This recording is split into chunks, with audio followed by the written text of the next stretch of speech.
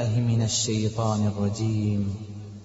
بسم الله الرحمن الرحيم reerahan jaararkay dadkanina wali xaasaskan ay suqabaan dabeetana questionnaire bay qaadatay interview bay qaaday interviewgeedii waxa uga soo baxay reer kasta oo dhisan inuu yahay reer isu jajaban oo haweentu ay tahay mid ninkeeda jecel oo u jajaban oo waxba ku qabsan walidaalka baa waxay qortay book ay dhaadaan tabcadii koowaad ba 100,000 oo xabaa la qaatay ay u bixisay almara almustaslima istaslimi li zawjik bay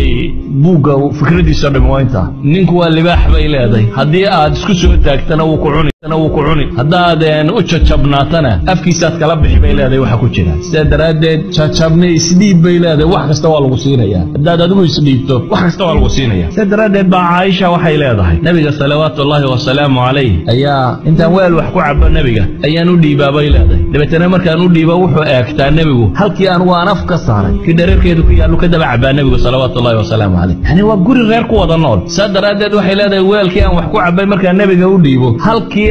halkii aan afka ka saaray weelka ayuu nabiguna salawaatullaahi wa salaamu calayhi afka ka saaray waxay leedahay araq waa lafta hilibka waliba marka inta badan laga dhameeyo wax yaroon ku sii hadhaneen laf baan feentaayo halkaan ka goostay oo intaan feentaan u dhiibaa halkii aan ka goosto isna ka sii feentaa bay leedahay nabigu salawaatullaahi wa salaamu calayhi yani Aisha dhaqankan waxay u soo guurinaysaa in muslimiinta barto nabi Muhammad salawaatullaahi wa salaamu calayhi sidii uu dhaqmay waxay tilmaamaysaa guriga sidii uga dhaqmay inay ahayd weelka haweentiisa wax ku cabtay halkay afka salaatu wasalaam oo la socda haweenkiisa tii u daayaray gabadh dhowr iyo 10 jir la socda waa Madiina iyo nabi Muhammad salawaatullaahi wa salaamu calayhi oo dhowr iyo 50 jir ayaa waxay leedahay biknik baan u wada bixi jirnay bal waxaad ka garan kartaa nabigu salawaatullaahi wa salaamu calayhi ma qarsanaynin xataa kalgacalka inaga waxa laga yaabaa ninku nin Soomaaliyeed ba ku gabadhaada jacaysh غير معقول waxaasi wax af la soo mariyo way ka weyntahay nabi Muhammad inta saxaabadu u yimaadeen bay dhahay rasuulkiisiyo dadka yaad u jacaysh yaa Aisha buu yiri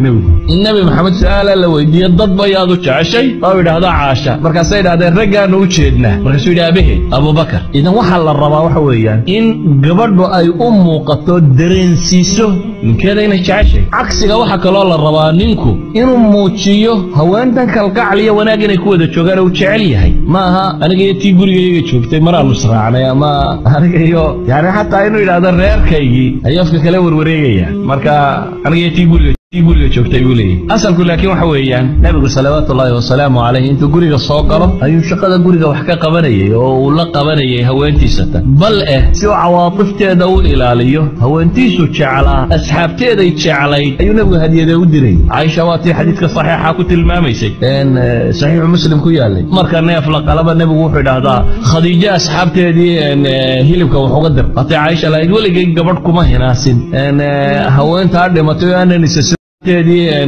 hilibka wax uga dir hata Aisha la waligay gabadh kuma hinaasin haweenta dhimatay aanan isa soo gaarin sidaan ugu hinaasay bay leedahay sidoo nabigu jacaylkeeda uu muujisanay aan uu qarsanay inuu jecel yahay ayuu muujisanay bal asxaabteedii dadkii ay ku xidhnay inuu jecel yahay